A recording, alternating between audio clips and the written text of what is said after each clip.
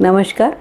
आज movement for secular democracy के गुरुवारी मीटिंग में एक ऐसे सब्जेक्ट के बारे में हम सुनेंगे। जनरली गुजरात में विकास के नाम पे बहुत सारे इंफ्रास्ट्रक्चर खड़ा किया गया, रोड का हो, एक्सप्रेसवे हो, रिवर फ्रंट हो, फिर अभी मेट्रो का है, उसके बीच BRTS आया और उसके कारण बहुत विकास तो दिखता है, उसका शाइन दिखता है, पर उसका फ़ायदा किसको मिलता है अभी तक नहीं पता है। और ये जो इंफ्रास्ट्रक्चर डेवलपमेंट के नाम पे जो कंस्ट्रक्शन एक्टिविटीज़ बहुत सारी बढ़ी, रिवर फ्रंट का तो काफ़ी बड़ा सवाल उठा था और उनके रिवर फ्रंट में जो लोग रह रहे थे उनको जो उठाया गया, जो विस्थापित हुए, उसको लेके एक संघर्ष भी हुआ था। BRTS का जो आया तो उसका तो पता भी नहीं चला कि बीच रास्ते के बीच खड़ा कर दिया उसको। एक्सप्रेसवे में भी काफ़ी लोगों का ज़मीन और नेशनल हाईवे में भी काफ़ी लोगों का ज़मीन गया। किसान लोग छोटे मोटे उसको लेके आंदोलन किए, उसका प्रतिकार किया, पर लंबे अरसे तक ये प्रतिकार नहीं कर पाते हैं क्योंकि लोग इतने संगठित नहीं हैं। और सबको जो शहरी मध्यम वर्गीय हम सब जो लोग हैं, सब सुविधा लेने की, बहुत जल्दी सब सुविधा अपने हाथ में ले लेने की इच्छा जो है, हमारे जो सपने हैं मध्यम वर्गीय लोगों के, उसके कारण हमें ये सब ठीक है ऐसा लगता है बाहर से कि ये तो अच्छा ही है, उसमें क्या बुरा हो रहा है। बात तो सही है, शहर बढ़ेंगे, उसके रास्ते बढ़ने चाहिए, अच्छे रास्ते होने चाहिए, अच्छे ट्रांसपोर्टेशन कम्युनिकेशन की फैसिलिटी होनी चाहिए, उसमें कोई शक नहीं है। पर वो किसको डिस्टर्ब करके, किसका रोटी रोजी पे लात मार के हो रहा है, वो सोचने की बात है। होना चाहिए सुविधा, इंफ्रास्ट्रक्चर बहुत बढ़िया होनी चाहिए, सब लोगों को रास्ते अच्छे मिलने चाहिए, एक जगह से दूसरी जगह बहुत ही फास्ट कम्युनिकेशन होना चाहिए, उसमें कोई शक नहीं है। पर ऐसा क्या नहीं हो सकता है कि जो वहाँ रह रहे हैं, जो वहाँ बस रहे हैं सालों से, जनरेशन से, उनको भी कुछ ठीक से और जगह पे बसाया जाए, उनको जो जगह छोड़ने का है उसका ठीक से कॉम्पेंसेशन, एक फेयर कॉम्पेंसेशन मिले। ये सब बातें आमतौर पे हमारे डिस्कशन में नहीं आती है। आज हम मेट्रो की बात सुनेंगे। मेट्रो रेल जो है अहमदाबाद में, जो गांधीनगर तक जाने वाला है, वो मेट्रो रेल में जो विस्थापित हुए उनके साथ हमारे जो आज के स्पीकर है जयविका वाघेला, उन्होंने जो भेंट किया वो अपने सर्वे और स्टडी के दौरान, तो ऐसे स्टडी भी बहुत होता है, अभी कंपलसरी हो गए हैं ऐसे कि सोशल इम्पैक्ट असेसमेंट उसको बोलते हैं, उसका स्टडी भी करवाती है। ऑन पेपर भी अच्छा होता है कि इतने लोगों को हमने ऑल्टरनेट जगह दिया, हमने ऑल्टरनेट जगह के साथ इतना कॉम्पेंसेशन दिया, पेपर पे तो काफ़ी अच्छा पेपर वर्क हमारे यहाँ हो रहा है। पर वो सब पेपर वर्क है और रियलिटी में कितना मुश्किल है। ये 2012 से आप लोगों को याद हो तो 2012 का जो हुआ था असेंबली का चुनाव, उसमें मेट्रो की बात हमने सुनी थी और आश्रम रोड पे हर जगह पे मेट्रो के साइन बोर्ड भी लगे थे, अगर आप लोगों को याद हो तो, कि मेट्रो यहाँ से गुजरने वाली है। फिर तो मेट्रो कहाँ से गुजर रही है वो तो बहुत सारी बार उसके रूट बदले, आश्रम रोड के भी बहुत सारे रूप हमने देखे और गवर्नमेंट का प्लानिंग बदलता रहा। मेट्रो जहाँ से शुरू होने वाली थी वहाँ से कहीं और दूर से शुरू हुई। थलतेज गांव में तो लोगों ने इतना रजिस्ट किया कि उसको ट्रैक भी थोड़ा बदलना पड़ा, कॉम्पेंसेशन नहीं लेने के लिए तैयार थे लोग और लोगों ने अपने बात पे अड़े रहे कि हम नई जगह छोड़ेंगे, तो थलतेज में तो जगह छोड़ के उनको दूसरी जगह से रूट को ये करना पड़ा। ऐसा BRTS में भी हुआ है, मैं लंबी कहानी नहीं कहूँगी, पर ये मेट्रो का 2012 से हम सुन रहे थे, ऑफिशियली उसका 2015 में काम शुरू हुआ और उसमें कितना करप्शन के एक्यूजेशन हुए, कितनी कंपनियां ब्लैक लिस्टेड हुई, उसका भी एक डिटेल हिस्ट्री है, पर आज हम उसमें नहीं जाएंगे। मेट्रो रेल में जो लोग विस्थापित हुए, बार बार रूट बदले गए, लोगों ने मांगा, डिटेल तो नहीं बताया गया।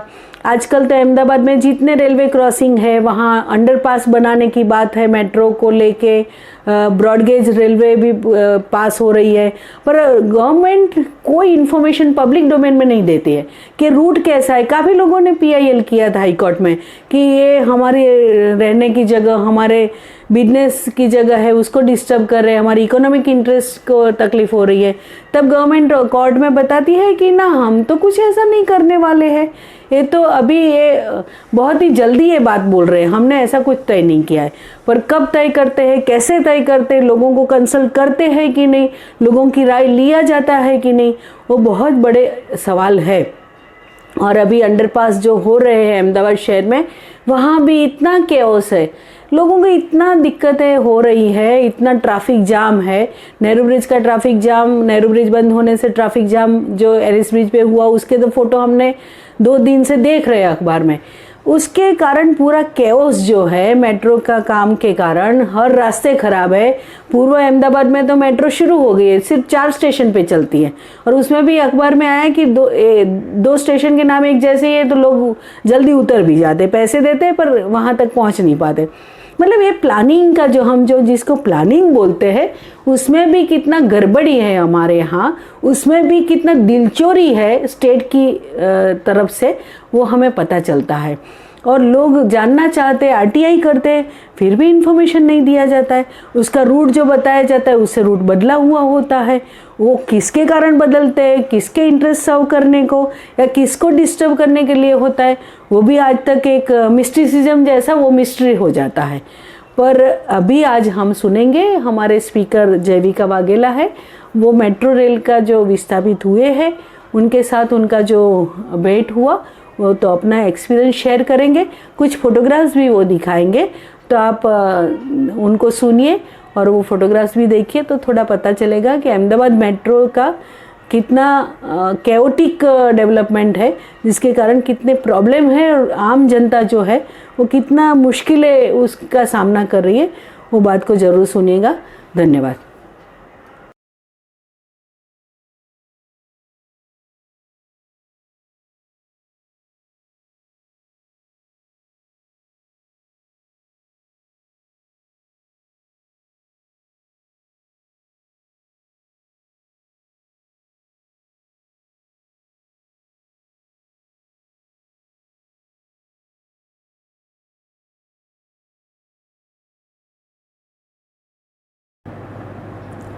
नमस्ते दोस्तों, मैं जयविका MSW की स्टूडेंट आज आपसे कुछ बातें शेयर करना चाहूँगी। पहले तो मैं आभार मानती हूँ MSD का, जिन्होंने मुझे ये मौका दिया मेरे कुछ एक्सपीरियंस शेयर करने का। आप सब जानते ही होंगे कि अहमदाबाद में मेट्रो का काम बहुत चल रहा है, और उसी के रिगार्डिंग मुझे काम में मेट्रो के असरग्रस्त लोगों से मिलने का मौका मिला था। तो मैं अपने कुछ एक्सपीरियंस शेयर करना चाहूँगी। पहले तो मैं मेरी टेक्निकल बातें हैं जो मेट्रो से रिलेटेड, वो आपसे शेयर करना चाहती हूँ। मेट्रो की टोटल लेंथ फ़ेज़ 1 अहमदाबाद में 40.3 किलोमीटर तय की गई है, और इसमें से 6.5 किलोमीटर अंडरग्राउंड है और बाकी का सब एलिवेटेड कॉरिडोर है। कुल 32 स्टेशंस है, और जो कि अहमदाबाद के 4 कॉर्नर्स को जोड़ते हुए मेट्रो पास होगी। यह पूरे प्रोजेक्ट की कॉस्ट अराउंड 12,700 करोड़ तय की गई है, जिसमें से 6,000 करोड़ फ़ेज़ 1 के लिए उपयोग हो चुका है। नॉर्थ साउथ कॉरिडोर 18.87 किलोमीटर तक का रूट तय किया गया है। वैसे तो मेट्रो के रूट बहुत बार बदले गए हैं। ईस्ट वेस्ट कॉरिडोर 21.16 किलोमीटर का रूट है, जिसमें वसराल से शुरू करते हुए थलतेज गांव तक का रूट तय किया गया है, जिसमें कि वसराल गांव, Rabari colony, Kankaria, Shahpur, stadium, commerce 6 road, Doordarshan और थलतेज के ये सारे एरियाज़ कवर होते हैं। ये बात अलग है कि प्रोजेक्ट के लिए 12,700 की अमाउंट तय की गई है, लेकिन अब GMRC का कहना है कि 2,000 करोड़ का खर्चा और होगा इसमें। 2015 से यह प्रोजेक्ट शुरू हुआ है, लेकिन अभी तक वसराल गांव से, जहां अहमदाबाद में है, जहां से मेट्रो शुरू हुई है ईस्ट वेस्ट कॉरिडोर में, यहाँ से अभी तक जो अफेक्टेड लोग हैं उन्हें ना कंपनसेशन मिला है और ना ही जिनको घर मिला है तो उन्हें घर और दुकान जिनकी गई है उन्हें यही कहा गया है कि आपको प्लॉट मिलेगा। अब प्लॉट तो उन्हें मिला है लेकिन वहाँ पे ना दुकान बनी है अभी तक, जबकि 5 साल हो गए हैं। तो वह सारे असरग्रस्त लोग 5 साल तक क्या करेंगे, क्या किया उन्होंने, ये बात मैं आपसे बताना चाहूँगी। पहले तो जिन जिन लोगों से मैं मिली उन्होंने ये कहा कि अभी कोरोना की वजह से उनका धंधा ठप है और ऊपर से मेट्रो से उन्हें रिलोकेटेड कर दिया गया, तो वहाँ पे उन्हें धंधा मतलब नए से शुरू करना पड़ेगा। अब यहाँ पर बसा बसाया धंधा, जो रेगुलर कस्टमर आते हैं उनकी जो मार्केट से मतलब उनके दुकान से लेके मार्केट तक का जो डिस्टेंस है, सब कुछ अब नई जगह पे सब कुछ बदल गया। ट्रांसपोर्टेशन कॉस्ट बढ़ गया। ये बात तो थी सिर्फ दुकानदारों की, जिनके घर गए हैं उन्हें भी नहीं अभी तक घर मिला। अब यहाँ पर तो उनका घर ऑब्वियसली मेट्रो के कंस्ट्रक्शन में चला गया है, तो उन्हें रेंट पर दिया गया है और वो रेंट भी कभी कभी देते हैं, ऐसा नहीं कि रेगुलर उन्हें रेंट पर रेंट दिया जाता है। हाँ, ये बात मैं कहना चाहूँगी कि दुकानदारों को भी रेंट दिया गया है, लेकिन वो भी ऐसा नहीं है कि उन्हें कंटिन्यूसली मिला है, वो भी कभी कभी मिला है। अब ये बात थी वस्त्राल की। अब मैं बात करना चाहती हूँ चांदखेड़ा, जहाँ पे सिर्फ जिनके घर गए हैं उन्हें मिला है। दुकानदारों को वहाँ चांदखेड़ा राजीव आवास योजना में उन्हें वहाँ नहीं मिला है, वहाँ पे सिर्फ घर जिनके गए हैं उन्हें मिला है।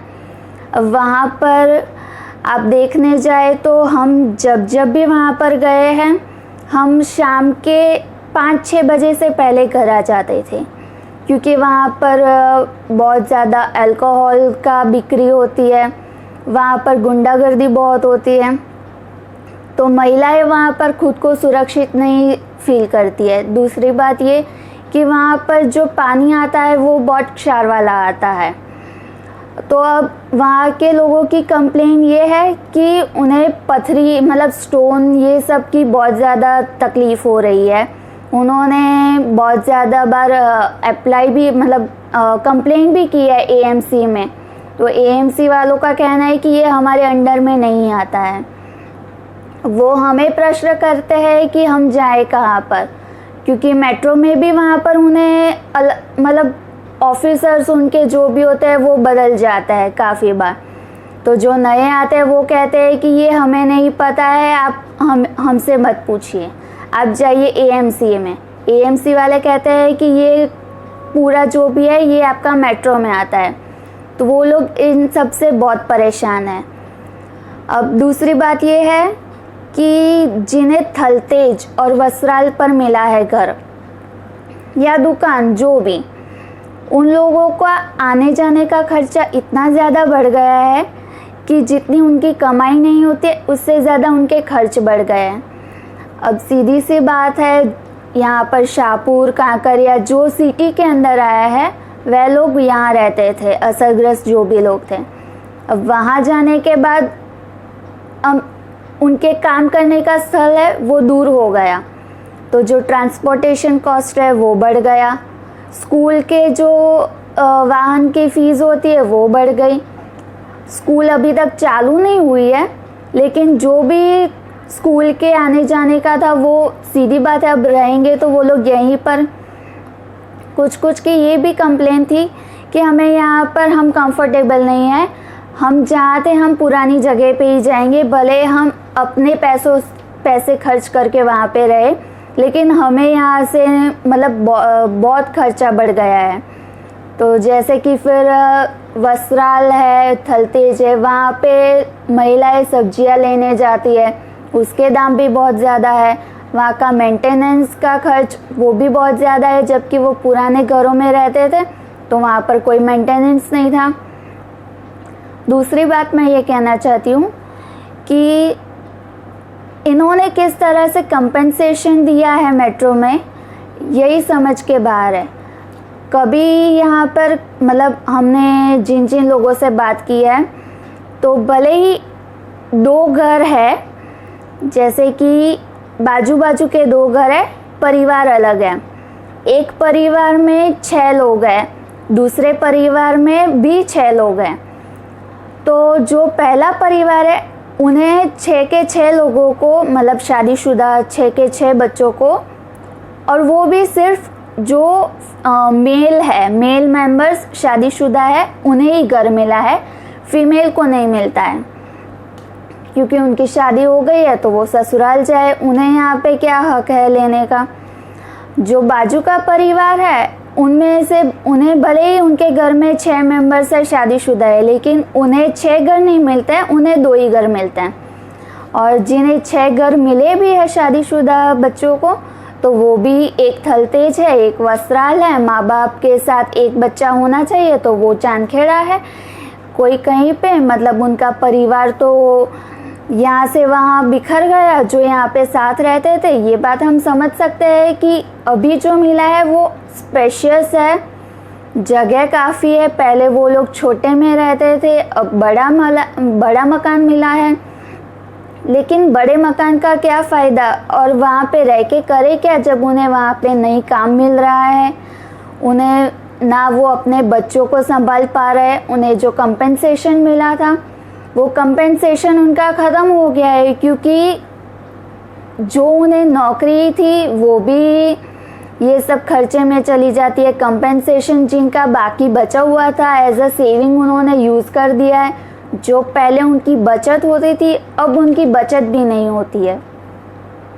दूसरी बात मैं ये कहना चाहूँगी कि जोगमाया नगर है, मतलब कांकरिया ईस्ट के ये सारे एरियाज़ हैं, उस साइड पे बहुत ज़्यादा, मतलब जोगमाया नगर है, जय महालक्ष्मी नगर है, फिर जैसे चमनपुरा है, उस साइड पे आप सिर्फ महिलाओं की बात नहीं, कोई बच्चे कोई भी वहाँ पे सुरक्षित नहीं है। इस हद तक वहाँ पे गुंडागर्दी चलती है, वहाँ पे दारू की इतनी बिक्री होती है। कितनी महिलाओं से बातचीत की तो उन्होंने ये कहा कि हम हमारे घर से बाहर नहीं निकल पाते हैं। हम पहले भी बाहर निकलते थे पर यहाँ आसपास के हमें सेफ़ लगता था, अभी हमें थोड़ा बहुत सेफ़ लगता है। ऐसा नहीं है कि बिल्कुल नहीं निकल सकते, लेकिन फिर भी आपके सामने अगर कोई अल्कोहल जिसने ड्रिंक किया है वो आपके सामने आ जाए, गुंडागर्दी करने लग जाए, गाली गलौज करने लग जाए, तो सीधी बात है कोई भी सेफ़ नहीं करेगा। तो वहाँ के बच्चों का भी भविष्य क्या, महिलाएं बाहर नहीं निकल सकती है, बच्चों की परिस्थिति ऐसी है, वो स्कूल जाने में उनको इश्यू हो रहा है। जिन लोगों की नौकरियां चली गई है ये रिलोकेटेड में, उनका क्या, उन्हें कंपेंसेशन नहीं मिला उस चीज़ का। फिर जिन लोगों की दुकान बंद हो गई है या फिर अभी भी चालू है, तो जो उन्हें धंधे में नुकसान हुआ है मेट्रो के कंस्ट्रक्शन से, उसका कंपेंसेशन, उसकी भरपाई कौन करेगा, क्योंकि वो नई जगह पे तो जाएंगे तो इतनी जल्दी तो धंधा उनका चलेगा नहीं, सीधी बात है। ये सब बहुत सारे इशू है और लोगों ने बहुत सारे इश्यूज़ बताए हैं। एक बात मैं आपसे कहना चाहूँगी कि हम एक अंकल थे, उन्हें मिलने गए थे, मतलब इसी मेट्रो के ही बारे में उनसे बातचीत करने गए थे। उन्होंने हमसे बातचीत तो की पर हमें उल्टा दूसरे टॉपिक पे हम कुछ और पूछते और वो कोई और टॉपिक लेके जाते। वो हमें कहते कि आप ये वो लव जिहाद का टॉपिक बीच में ला देते। हम कहते हैं कि अंकल आप हमारे काम की अभी बात है तो आप हमें उसी से आप बात कीजिए, क्योंकि हमें कहीं और भी जाना होता है, बाकी लोगों से भी मिलना है। तो वो अंकल हमें ये कहते हैं कि आपको ये लोग फंसा देंगे, आप ये लव जिहाद के चक्कर में मत पड़ना, आप मुस्लिम जो भी पर्सन है उनके बीच में मत पड़ना, ये वो। मतलब हम वहाँ पे उनकी एडवाइस लेने तो गए नहीं थे, सीधी बात है। फिर भी वो अपने वो अपने एनजीओ का प्रमोशन करे जा रहे थे, बोल रहे हैं हम ये काम करते हैं, हम वो काम करते हैं, आप तो ऐसा काम करते हैं, आपका तो कभी सुना भी नहीं हमने। अच्छा ठीक है, नहीं सुना, लेकिन आप कम से कम अपनी जो एडवाइस है वो आप अपने तक रखें। आपके पॉइंट ऑफ व्यू आप हमें क्यों बता रहे हैं कि आप ये मत करना, आप वो मत करना। मैं एक और बात कहना चाहती हूँ कि जो थलतेज साइड या वहाँ पर भी जो लोग रहने गए हैं, कुछ लोग, एक और यहाँ पे जो दुधेश्वर करके है, दुधेश्वर माँ लक्ष्मी ऐसा कुछ, दुधेश्वर महेश्वरी, उसके सामने एक गणिक की किटली, वहाँ जुपिटर मिल, वहाँ पर भी मतलब इन असरग्रस्त को वहाँ पर भी शिफ्ट किया गया है, उन्हें वहाँ भी मकान मिले हैं। वहाँ के लोगों का भी यही सेम कहना है कि हमें यहाँ पे भेज के, मतलब यहाँ पर मकान दे के बहुत बड़ी गलती हुई है, हमें यहाँ पे लेना ही नहीं चाहिए था उन्हें, क्योंकि वहाँ पर भी यही सेम प्रश्न होता है कि दारू पी के कोई भी आ जाता है, गाली गलौज करता है, उन्हें दूर रहना पसंद था। वो हमें यहाँ तक कह रहे थे कि हमें थलतेज या वस्त्राली वाले घर दिए होते, हम कैसे भी करके मैनेज कर लेते, लेकिन कम से कम हमारे बच्चों को तो सेफ रहते वहाँ पर। एक और बात मैं ये कहना चाहती हूँ कि यहाँ पे अहमदाबाद में आप कहीं भी आप देखिएगा तो कोई ना कोई कंस्ट्रक्शन हमेशा चलता रहता है, हमेशा अंडर कंस्ट्रक्शन रहता है अहमदाबाद। फिर चाहे फुटपाथ तोड़ो फिर वापस से बनाओ, फिर कुछ वायरिंग करना हो उसके लिए खोदो, फिर वापस से उसे बंद करके वापस से करो, फिर रास्ते तोड़ो फिर वापस से बनाओ। अब रास्ते बना भी दे, फिर वापस से बारिश या कुछ आ जाए तो वो रास्ते कुछ काम के होते नहीं हैं, वापस से रास्ते बनाओ। तो ये सब चल क्या रहा है ये मेरी समझ के बाहर है। और मेट्रो की ज़रूरत क्या सही में अहमदाबाद के लोगों को है सही? क्योंकि मैं ये सोचती हूँ कि यहाँ पर जो AMTS चल रही थी वही बेटर थी। आपको हर एक रूट पर आपको AMTS, मतलब कहीं पर भी अंदर भी मेन रोड से आपको अंदर जाना हो कहीं पर तो वहाँ आपको AMTS का बस स्टॉप मिल जाएगा, वहाँ AMTS के रूट होते थे। लेकिन क्योंकि BRTS का प्रोजेक्ट लाना था गवर्नमेंट को, इसलिए उन्होंने AMTS की फ्रीक्वेंसी कम कर दी।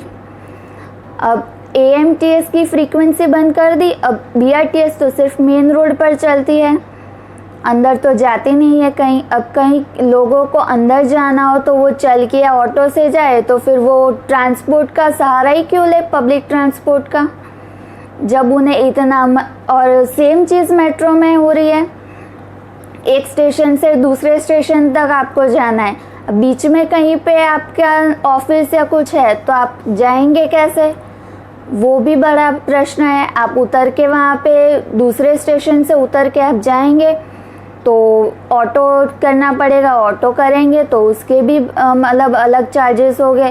पैदल जा नहीं सकते, दूर पड़ता है तो वो अलग से इसका खर्च हो गया। मुझे नहीं लगता है कि मेट्रो की सही में अहमदाबाद में ज़रूरत है, क्योंकि यहाँ के लोगों में पहले से ही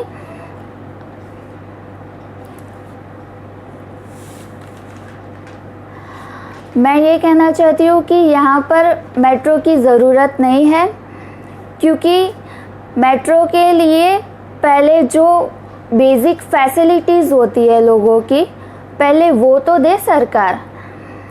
मेट्रो आ गई ना, यहाँ पे जैसे कि मैंने कहा लोगों को नहीं पीने का पानी मिल रहा है, लोगों का गुस्सा इतना है कि हम बता नहीं सकते हैं कि लोग इतने परेशान हैं मेट्रो से, उसके कंस्ट्रक्शन से। जहाँ जाए वहाँ पर खोदा हुआ है, जिन लोगों को एक जगह से दूसरी जगह ट्रांसफ़र, मतलब ये रिलोकेट किया गया है, उन लोगों की तकलीफ़ आप देखिए, उन लोगों के इमोशंस उनके वो पुराने मकानों में जुड़े हुए थे, उनका परिवार वहाँ पर साथ था। कुछ लोग वहाँ पे हमेशा, मतलब जिनसे मैं मिली, वो हमेशा ये कहा करते हैं कि उन्होंने ये बात की उन लोगों ने कि हम यहाँ पे मतलब सरकार ने ये दे तो दिया मकान, अब उस मकान का हम करेंगे क्या जब हमारे पास नौकरी नहीं होगी, जब हमारे बच्चों को उनकी भूख नहीं मिटा सकते, घर की लाइट बिल ये सब हम नहीं भर सकते, तो फिर ये नए मकान का करेंगे क्या। चलो ये हम भी मानते हैं कि लाइट बिल वगैरह वो सरकार नहीं देगी, वो हमें ही पे करना है, लेकिन कम से कम उन्हें एक इंसान रह सके वैसा तो मकान देना चाहिए। ये क्या बात हुई कि वहाँ पे क्षार वाला पानी आता है, इतने मतलब लोग गुंडागर्दी वाले हैं, ऐसी ऐसी जगह पे वहाँ पे उन्हें मकान दिए गए हैं, महिलाएं सुरक्षित नहीं हैं। ऑफिस को भी पूरा ऑफिस जाने के रास्ते मतलब एक जगह से उन्हें जहाँ नई जगह मिला है तो उन्हें उनके ऑफिस जाने के लिए भी उन्हें कितनी परेशानियों से जाना पड़ता है। लोग अपने कंपेंसेशन से भी सेटिस्फाइड नहीं है, क्योंकि किसी को कम मिला है, किसी को कुछ मिला ही नहीं है। हम ये कह रहे कि सबको कंपेंसेशन मिला है, सरकार इस बात का ढिंढोरा पीट रही होगी कि सबको इक्वली कंपेंसेशन मिला है, सबको घर मिला है, ये है वो है, लेकिन हमने लोगों से जाना तो वो तो कुछ और ही बोल रहे हैं। तो लोग झूठ बोल रहे हैं या सरकार झूठ बोल रही है, क्योंकि इतने सारे लोग झूठ तो नहीं बोल सकते हैं। सरकार को इसका पूरा प्लान भी नहीं पता है कि एक्चुअली में रूट है क्या, रूट कितनी बार बदले गए हैं, ये तय करना भी उनके लिए मुश्किल था, क्योंकि जहाँ से मेट्रो जा रही थी, अगर बीच में कोई झोपड़े या ऐसे कुछ आता था बस्ती, तो वहाँ से उन्हें हटा दिया गया। लेकिन अगर कहीं पे बंगले या फिर कहीं पे बिल्डिंग्स आ रहे थे तो वहाँ से रूट चेंज कर देते थे। अब ये तो कोई बात नहीं हुई, अगर और कंपेंसेशन देना है तो आप सबको सेम ही दे सकते हो। इसमें ऐसा किया गया है कि जिनके पास जो टाइटल होल्डर है, मतलब जिनके नाम की ज़मीन है जिस पर उन्होंने घर बनाया, उन्हें पूरे पैसे मिले हैं। जो नॉन टाइटल होल्डर है उन्हें सिर्फ कुछ पैसे, कुछ जैसे कि स्ट्रक्चर वैल्यू मिला है और उन्हें शिफ्टिंग चार्ज मिला है। अब और वो भी कितना, 1.5 लाख, 3 लाख, 4 लाख। अब उतने में क्या होगा ये हमारे भी सोचने की बात है। लोगों का पता नहीं, लेकिन मेट्रो रिलेटेड कंप्लेंट कहाँ करे वो भी मुझे नहीं पता है। हम ये मतलब इतनी सारी कंप्लेंट्स आती है, हमने सुनी है लोगों की बातें, लेकिन हम भी नहीं कह पाए लोगों को कि कंप्लेंट कहाँ करें। एटलीस्ट एडवर्टाइजमेंट कहीं पे करनी चाहिए, उन्हें कुछ नंबर रखना चाहिए कि आप यहाँ कंप्लेंट कर सकते हैं, या किसी का नाम मतलब किसी ऑफिसर का नाम रख के उनका नंबर रखना चाहिए। कुछ तो एडवर्टाइजमेंट करे। मतलब सरकार ने ये मान लिया कि हमने जो दिया है लोगों को, बस वो उन्हें रखना ही है, चाहे वो खुश हो या ना हो। हमने हमारी ये बस पूरा कर दिया, बस बात ख़त्म। अब उन्हें कंप्लेन हो तो भी वो अपने तक रखे, और ना हो तो फिर कुछ है ही नहीं। मैं दूसरी बात ये कहना चाहती हूँ कि यहाँ पर जो मेट्रो के बन रहे हैं, ब्रिजेस बन रहे हैं, तो मैं जहाँ रहती हूँ मेरे पीछे भी बहुत सारे, मतलब यहाँ से ही मेट्रो जा रही है, तो इतने सारे लोगों के घर तोड़ दिए गए हैं। उन्हें नोटिस मिला था पहले, लेकिन सीधी बात है वो अपने कंपेंसेशन से सेटिस्फाइड नहीं थे, तो उन्होंने मना कर दिया कि हम इतने कंपेंसेशन, इतनी रकम में हम कैसे गुजारा करें। उन्हें घर देने का तय किया गया या नहीं तय किया गया यहाँ का। अब हम सीधी बात है, हम लोगों पर ही विश्वास करेंगे, वो झूठ नहीं बोलेंगे। इतने सारे लोग तो झूठ नहीं बोल सकते हैं ना। सरकार खुद को डिफेंड करने के लिए बस ये कहती है कि हमने ये दिया है, हमने ये दिया है, बस ख़त्म। आपको रखना हो रखो, नहीं रखना हो तो हम ज़ोर ज़बरदस्ती से ये ज़मीन लेंगे और यहाँ से आपको हटाएंगे, हम मेट्रो तो बना के रहेंगे। अभी एक और यहाँ पे बुलेट के भी चल रहा है कामकाज। अब उसमें भी पता नहीं कितने एनवायरनमेंट का नुकसान हो रहा है, कितने पेड़ कट रहे हैं। हमें पता नहीं है कि वो वापस से पेड़ लगाएंगे या नहीं लगाएंगे। मुझे नहीं लगता है कि अभी तक मेट्रो के रूट में जहाँ जहाँ पेड़ आए कटे उन्हें वापस से लगाया गया है कि नहीं लगाया गया। अगर हमसे कुछ हो जाए तो सरकार बहुत सख्त हो जाती है, लेकिन उनकी गलतियों को छुपाने के लिए वो खुद को किसी भी तरह से डिफेंड करने में छोड़ती नहीं है। मैं दूसरी बात ये कहना चाहती हूँ कि आखिर में मैं बस इतना कहना चाहती हूँ कि जो कैओस अहमदाबाद में हुआ है मेट्रो की वजह से, उसे कैसे समझा जाए, क्योंकि इतना जो इन्होंने कैओस फैलाया है, लोगों को यहाँ से वहाँ, ना उन्हें कंपेंसेशन देना, ना घर देना, लोगों की परेशानियाँ बढ़ाना, उनकी नौकरियाँ गई है, इतनी सारी परेशानियाँ हैं मेट्रो की वजह से, इतने कैओस खड़ी हो गई है।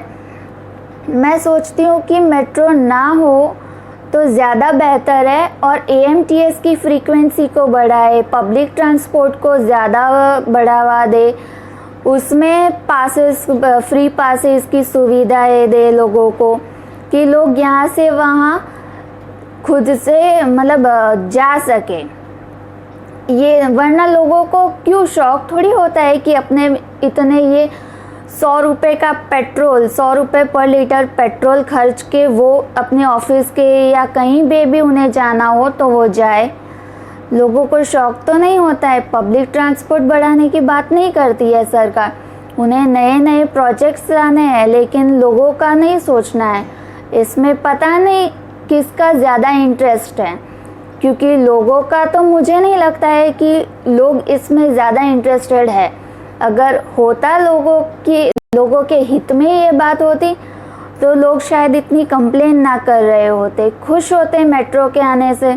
लेकिन जिन लोगों से मैं मिली हूँ, जितने एरिया में मैं लोगों से मिली हूँ, लोगों ने सिर्फ और सिर्फ कंप्लेन की है। लोगों ने ये बहुत कम लोगों, और वो भी मुझे लगता है कि वो किसी पॉलिटिकल पार्टी को फेवर करते होंगे, उन्हीं लोगों ने कहा है कि हम मेट्रो के आने से खुश हैं। लोगों ने इवन सपोर्ट भी किया है कि हाँ चलो ठीक है, आप ला रहे हो तो हमारा सोच के, इस उम्मीद में लोगों ने अपने घर और अपनी प्रॉपर्टीज़ दे दी कि इस उम्मीद में कि हाँ हमारा फ़ायदा होगा। लेकिन ये लाने के बाद लोगों को ये रियलाइज़ हुआ है कि लोगों का तो इसमें कुछ फ़ायदा नहीं हुआ है, किसी कंपनी का, किसी प्राइवेट ऑर्गेनाइजेशन का ही फ़ायदा इसमें मुझे लग रहा है। मैं बस इतनी सी बात, अपनी ये बात कहते हुए यहाँ पे ख़त्म करती हूँ और MSD का फिर से शुक्रिया अदा करती हूँ कि मुझे अपने एक्सपीरियंस शेयर करने का मौका दिया। मैं सॉरी दोस्तों, मैं एक बात बताना भूल गई। हम जहाँ भी जाते थे, लोग हमसे ये पूछते थे कि ये लोग फिर से आ गए फॉर्म भरवाने के लिए। वैसे मेरा काम फॉर्म भरना तो नहीं था, लेकिन हमसे पहले ऐसे बहुत सारे लोग आ चुके हैं उन्हें फॉर्म भरवाने के लिए, उनसे और भी मतलब सर्वे या कुछ भी हो, लेकिन ऐसे काफ़ी लोगों ने ये सब मुझसे पूछताछ की है। तो उन्हें जो उम्मीद मिलती थी कि हाँ ये लोग कुछ करेंगे, अब उन्हें वो उम्मीद भी मिट चुकी है कि अब हमें जो मिला है हमें उसी में रहना होगा, चाहे दुखी होकर ही क्यों ना रहे।